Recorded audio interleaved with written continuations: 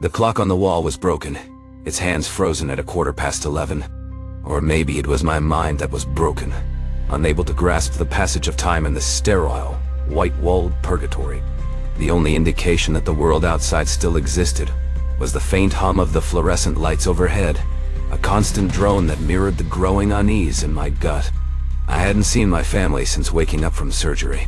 Each time they called, Jenny would intercept the call, her voice a chirpy, artificial melody that set my teeth on edge. "He's doing just fine, dearie," she'd say, her voice dripping with false cheer. "Sleeping like a baby." But I hadn't spoken to my wife, hadn't heard the comforting sound of my son's laughter. A cold dread coiled in my stomach. What was she telling them? The other patients, the unlucky souls sharing this ward with me, were mere shadows, glimpsed through drawn curtains. They came and went, a revolving door of illness and recovery. But I remained, tethered to this bed, this room, by something more sinister than an IV drip and a thin cotton blanket. One night, I woke to the sound of weeping. It was coming from the bed next to mine, usually empty. A figure huddled beneath the thin sheets, a woman's form racked with sobs. I tried to speak, to offer a word of comfort, but my voice caught it in my throat. A dry, croaking sound. The woman didn't look up. Her shoulders shook with the force of her grief, her thin frame trembling beneath the weight of some unseen despair. Then, as quickly as it started, the crying stopped. The figure in the next bed went still. I held my breath, listening for the sound of her ragged breathing, but there was nothing. Just an unnerving silence that stretched on, unbroken, until the first sliver of dawn crept through the window blinds. When the morning nurse came in, her cheerful demeanor faltered as she pulled back the sheets of the vacant bed. Her eyes darted to mine, wide with a mixture of confusion and something else, something that looked a lot like fear. "Don't worry, dear," she said, her voice a strained whisper. "She's gone to a better place." But even as she spoke, her words rang hollow. And I knew, with a certainty that chilled me to the bone, that the woman hadn't gone anywhere good. The fear, I realized, was a living thing. It took root in the pit of my stomach, a cold, slithering serpent slowly squeezing the air from my lungs. It fed on the uncertainty, the doubt that gnawed at the edges of every thought. Was it the medication? The doctor, a young man with worry lines etched too deeply into his forehead, assured me it was. "Side effects," he'd said, his voice weary and clipped. "Just part of the healing process." But his eyes, when they met mine, held a flicker of something else. Hesitation. Fear? Jenny, of course, dismissed my concerns entirely. "You need your rest," she'd coo, her smile never reaching those tired eyes. "And the medication, it'll make you see things." And maybe she was right. Maybe the shadows that seemed to lengthen whenever she entered the room were just tricks of the light. Maybe the faint, metallic tang in the air, like old pennies and something else, something sickly sweet, was just the hospital, its sterile walls holding onto the ghosts of 1,000 sorrows. But there were moments, fleeting but undeniable, that sent shivers down my spine. The way Jenny's name tag seemed to shimmer, the letters rearranging themselves into something grotesque and unfamiliar. The feeling of eyes on me, even when I was alone, a prickling sensation at the back of my neck that made me want to scream. And the dreams. God, the dreams. Twisted, horrifying visions of faceless figures in hospital gowns, their moans echoing through endless corridors. I knew, with a growing certainty that bordered on madness, that something was terribly wrong. And the gown, that damn itchy gown that clung to me like a second skin, seemed to be at the heart of it all. The scratching started subtly, a faint, insistent rasp against the crisp cotton sheets. I dismissed it at first, attributing it to the plastic tubing of the IV tangled beneath my arm. But the sound persisted, growing louder, more insistent. It was coming from beneath me, I realized with a sudden jolt of dread. From beneath the bed, my hand, still weak from the surgery, trembled as I fumbled for the call button. My finger hovered over the plastic, but something held me back. What would I say? That something was scratching beneath my bed. They'd think I was crazy. Just another groggy patient. high on painkillers and paranoia. The scratching stopped. A heavy silence descended, amplifying the rhythmic beeping of the heart monitor beside me. I strained to hear, my ears filled with the sound of my own blood pounding in my veins. Maybe it was nothing, just my imagination playing tricks. A sigh of relief escaped my lips, but it caught in my throat, choked off by a new sound. A low guttural growl, primal and filled with a hunger that sent shivers down my spine. It rose from beneath the bed, vibrating through the metal frame, through the thin mattress, through my very bones. This was no figment of my imagination. This was real. Paralyzed with terror, I watched as the sheets at the foot of the bed began to dip and sway. A slow, deliberate movement, as if something large and unseen was dragging itself closer. The air grew thick, heavy, the cloying scent of decay filling my nostrils, choking me. And then, in the sliver of darkness beneath the bed, two eyes appeared. Not human eyes. They glowed a malevolent intensity, twin embers of something ancient and evil. And they were fixed on me. My reflection in the window stared back at me. A pale, gaunt stranger with shadows lurking in his eyes. The fear, I realized, was changing me, carving lines into my face that had no business being there. I was a prisoner in my own skin, trapped in a labyrinth of doubt and suspicion. Jenny, with her uncanny ability to appear whenever I mentioned her name, insisted it was all in my head. The medication, she'd say, her voice a soothing monotone that did little to quell the unease twisting in my gut. You need to relax, let it go. But I couldn't let it go. Something was wrong, deeply wrong, and I was determined to find out what. The missing nurses, their absences brushed aside with vague explanations and forced smiles, haunted my waking hours. I started jotting down names, dates, anything I could remember about them. The pattern when it emerged was chilling. Each disappearance coincided with the arrival of a new patient, someone always assigned to the bed next to mine. A coincidence? Perhaps, but I'd long since abandoned belief in such things. Late one night, while Jenny slept in the chair by the door, or at least pretended to, I slipped out of bed. The hallway was deserted, bathed in the eerie glow of the emergency exit sign. A shiver ran down my spine as I padded barefoot towards the nurse's station, my hospital gown trailing behind me like a ghostly afterthought. The file room was unlocked, its metal door groaning open with a sound that seemed to echo through the empty corridor. I found what I was looking for tucked away in a dusty corner, a personnel file with the name Martha Simmons printed neatly on the tab. The last nurse to vanish. As I flipped through the pages, a cold dread settled over me. A small, yellowed newspaper clipping fluttered to the floor. I picked it up, my heart pounding in my chest. The headline, blurred with age but still legible, screamed up at me. Local nurse found dead in suspicious circumstances. I hesitated at the doorway of my room. Martha's file clutched in my hand like a condemned man's last cigarette. The hallway stretched before me, empty and echoing, the fluorescent lights buzzing like a nest of angry wasps.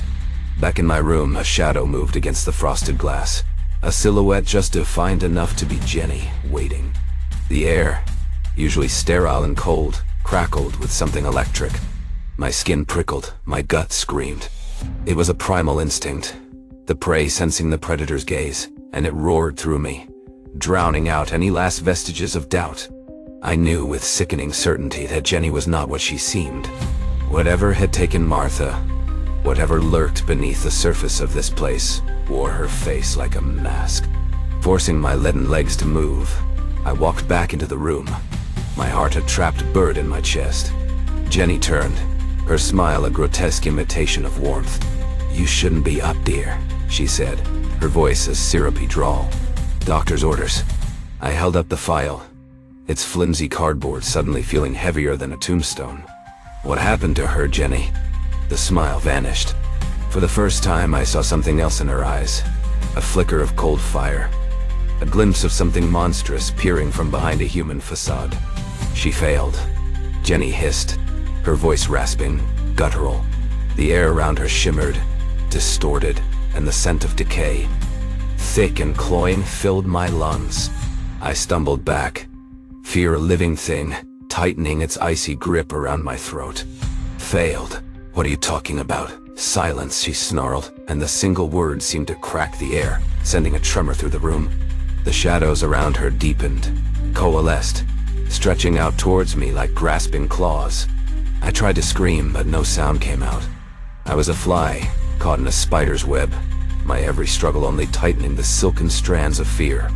Jenny, if that was even her name anymore, glided towards me, her movements inhumanly smooth. Her eyes, no longer tired but burning with a cold predatory hunger, bored into me. "You're next," she whispered, her breath hot and fetid against my cheek. "You'll join them soon. You'll be a part of us." The world contracted, shrunk down to the four walls of my room. No, smaller than that. The world was the clammy sweat sticking the gown to my back, the tightening knot of fear in my gut. Jenny, or whatever she was, had receded back into the role of attentive nurse, but the memory of her transformation, the raw, primal hunger in her eyes, lingered like a foul taste. Hope, once a fragile flame flickering in the darkness, sputtered and died. The doctor, that well-meaning young man, had stopped coming altogether. My family's calls went unanswered now, replaced by a chilling silence that echoed the emptiness growing inside me. They were gone. I knew it. Swallowed by this place, by the same darkness that had its claws sunk deep into my own soul. Days bled into weeks, each one an eternity in this sterile purgatory. The gown, my constant hateful companion, seemed to grow heavier with each passing hour, a physical manifestation of the despair that clung to me like a shroud. I was wasting away, my body a hollow shell, my mind adrift in a sea of shadows and whispers. The faces of the missing nurses, their initial concern replaced by a chilling hollow-eyed acceptance, haunted my fevered dreams. They were here, I knew it, trapped somewhere in the labyrinthine corridors of this place, their souls bound to the gown, to the entity that wore Jenny's face like a stolen mask. And the laughter. God, the laughter. It started subtly, a faint tinkling sound that drifted from the ventilation shaft, easily dismissed as a child's toy from a distant war. But it grew louder, more insistent, morphing into a chorus of cackling voices that chilled me to my core. It was a mockery, a celebration of my impending doom, and it followed me, relentless and cruel, as the darkness closed in. A new face, a young orderly, pimply and gangly, with a nervous tick in his left eye that reminded me of a startled rabbit. He pushed a squeaking cart laden with clean linens, his gaze carefully averted, as if afraid to catch my eye. He reminded me of my son, years ago.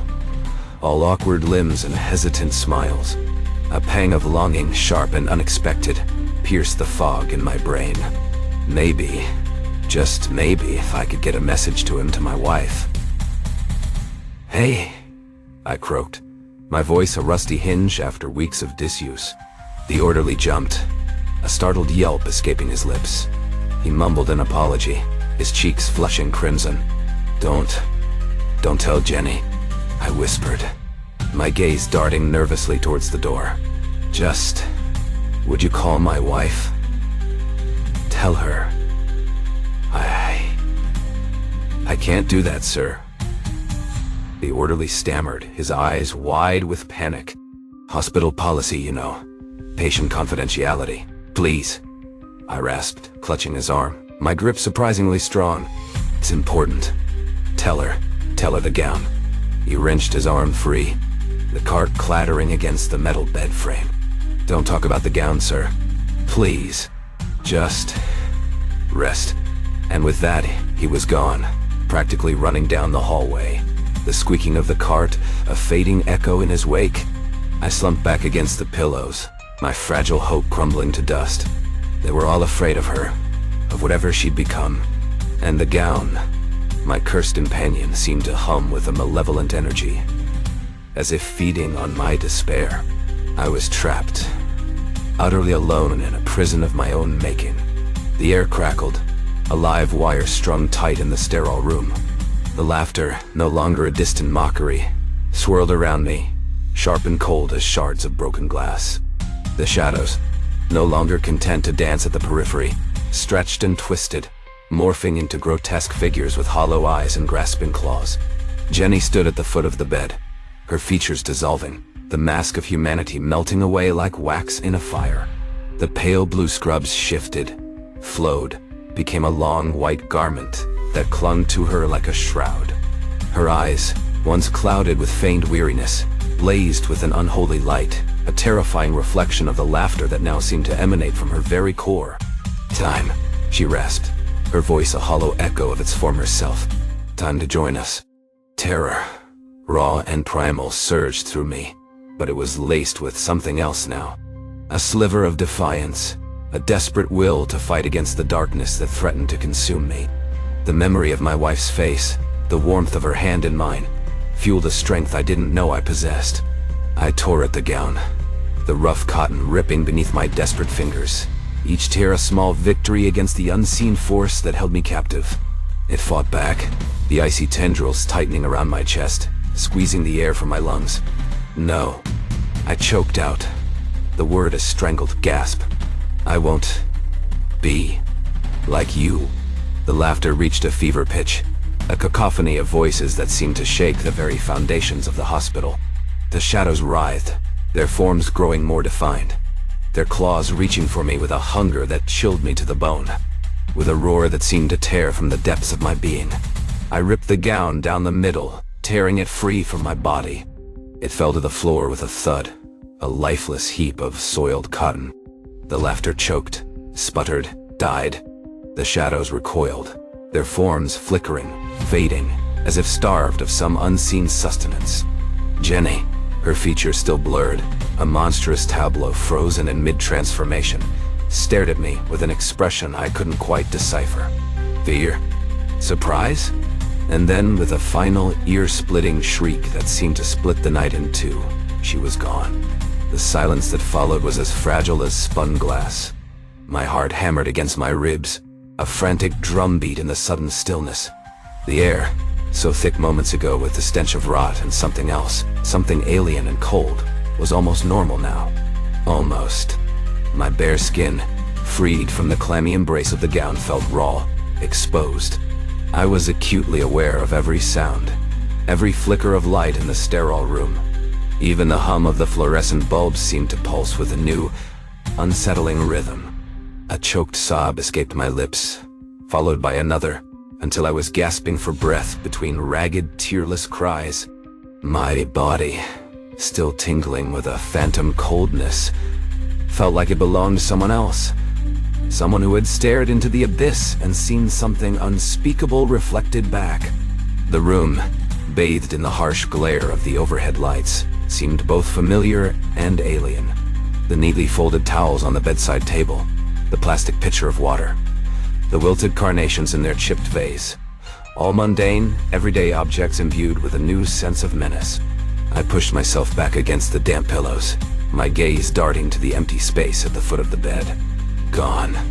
Jenny, the shadows, the suffocating laughter, all gone. Had it really happened? Or was it just another hallucination, a fever dream conjured by pain and medication?